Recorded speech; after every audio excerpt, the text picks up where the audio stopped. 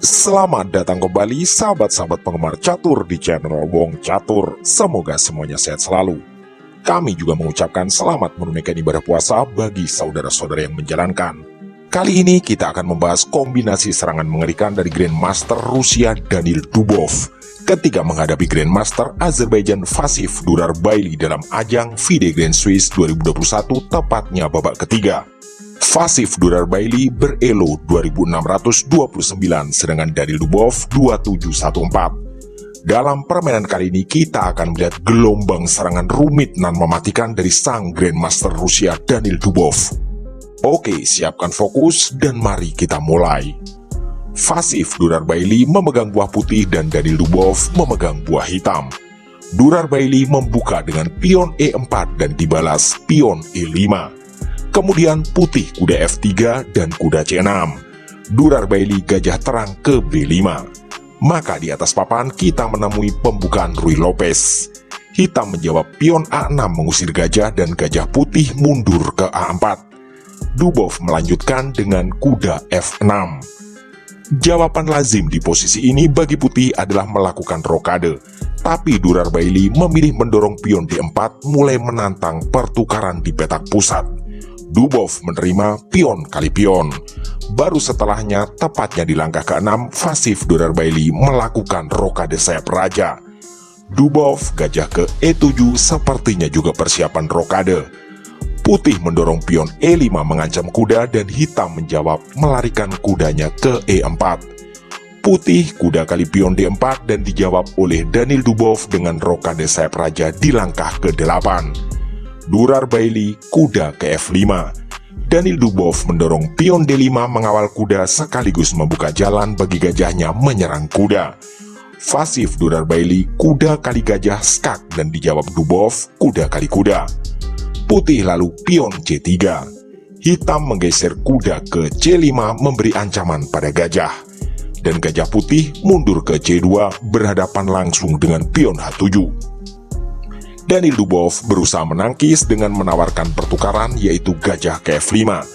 Vasif Durarbaili menolak dan memilih kuda ke A3 menambah pengawalan bagi gajahnya. Dubov menteri ke D7. Putih gajah ke E3 menyerang kuda dan kuda hitam lari ke petak E6. Putih pion F4. Dubov menjawab pion F6 menantang pertukaran. Diterima oleh Durarbaili pion kali pion dan dijawab Dubov benteng kali pion. Putih menteri ke D2. Hitam benteng A ke F8. Tentu saja Danil Dubov siap meneror pertahanan putih lewat lajur F. Putih menjawab benteng A ke D1. Danil Dubov memberi jawaban agresif pion H5.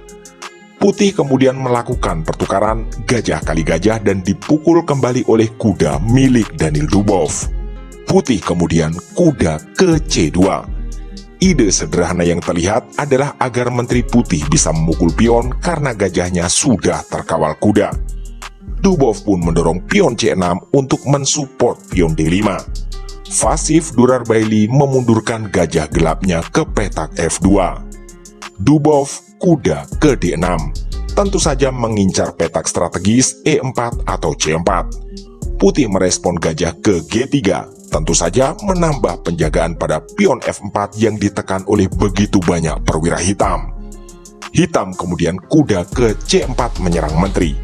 Menteri putih mundur ke C1 tentu saja sambil mengawal pion B2.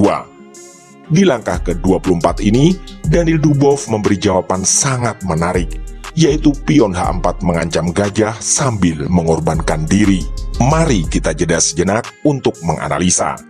Jika putih menolak pengorbanan dan memilih memundurkan gajahnya ke E1, maka tentu hitam akan kuda kali pion F4 dengan ancaman Royal Fork di petak E2. Menteri putih tentu tak bisa berbuat banyak karena petak D2 dan E3 sudah berada di bawah penjagaan kuda.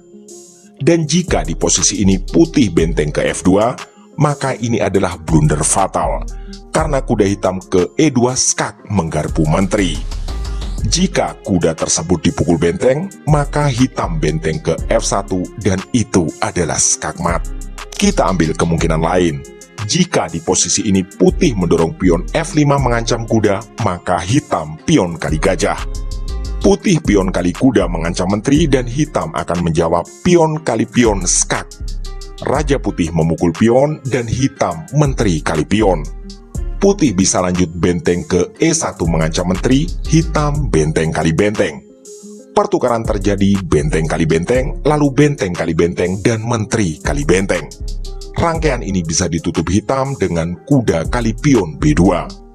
Di sini terlihat jelas bahwa hitam unggul 2 pion dan lebih baik secara posisi. Di level Grandmaster dengan elo di atas 2600, tentu itu adalah sesuatu yang signifikan.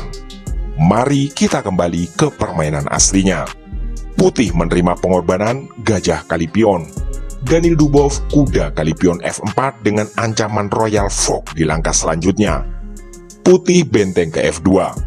Menteri hitam lalu meluncur ke G4. Tentu saja memberi ancaman pada gajah serta ancaman skak dengan kuda. Putih gajah kali benteng. Hitam kuda H3 skak yang tentu tak bisa dipukul pion karena terkena pin oleh menteri. Raja putih bergeser ke F1.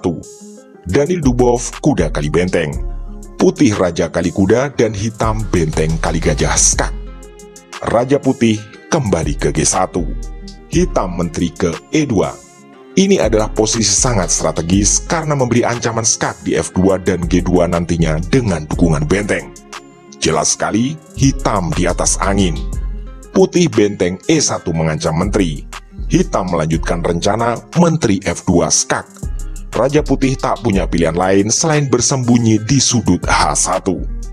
Di sini Danil Dubov membuat langkah yang menarik lagi, yang mungkin tak terfikir oleh kita pecatur pemula, yaitu kuda kali pion B2. Yap, dia mengorbankan kudanya. Tentu saja kuda ini sangat beracun karena jika dipukul oleh menteri putih, maka hitam menteri F1 skak mengorbankan diri. Putih terpaksa benteng kali menteri dan permainan akan ditutup hitam dengan benteng kali benteng skak mat. Oleh karena itu, di permainan aslinya putih tentu tidak memukul kuda melainkan mendorong pion H3 memberi ruang pelarian bagi rajanya. Hitam benteng ke G6 membawa ancaman skak mat di G2. Ini juga menarik untuk kita bahas. Mungkin yang terfikir duluan adalah benteng putih ke G1. Maka jawaban hitam adalah kuda ke D3 menyerang menteri. Langkah terbaik bagi putih adalah menteri ke D1. Maka hitam menteri ke G3 mengawal kuda sekaligus memberi ancaman skak mat di langkah berikutnya. Di sini langkah terbaik putih adalah menteri ke F1. Tapi hitam tetap akan meluncurkan kuda ke F2 skak. Dan putih terpaksa kehilangan menterinya. Hitam tentu akan jauh lebih mudah memenangkan permainan. Oleh karena itu, di game aslinya putih pion G4. Hitam menteri F3 skak. Raja putih ke H2. Hitam menggeser benteng ke H6 dengan ancaman skak di H3. Setelah langkah ke-34 inilah putih atau Vasif Durarbaili menyerah. Tentu saja karena kekalahan tak bisa dihindari. Misalnya putih mengorbankan menteri ke E3 sebagai langkah terbaik, maka hitam akan melakukan skak bukan dengan menteri, melainkan dengan benteng. Raja putih terpaksa ke G1 dan hitam benteng H1. Itu adalah skak mat. Benar-benar badai serangan menakutkan dari Grandmaster Rusia Danil Dubov. Demikianlah video singkat permainan luar biasa dari Danil Dubov. Semoga bisa menjadi inspirasi dan referensi bagi kita semua. Mohon dukungan like, komen, share, subscribe, dan doa agar channel ini selalu belajar dan makin berkembang. Terima kasih telah menyimak, mohon maaf atas kesalahan kata dan sampai jumpa di video catur berikutnya.